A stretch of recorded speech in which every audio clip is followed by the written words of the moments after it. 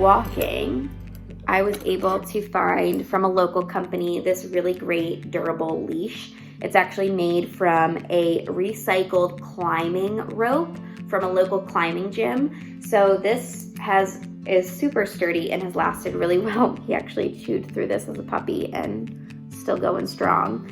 For walks, dog poop is it's not compostable.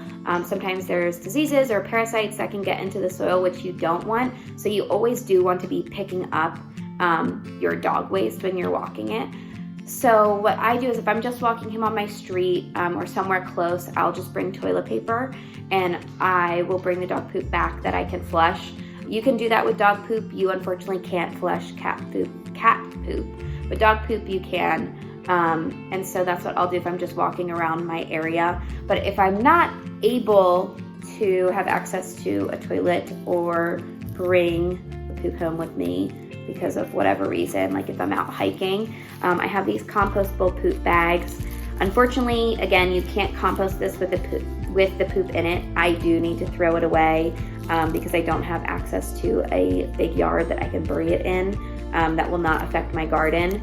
So I do still have to throw this away, but it's a better option than plastic.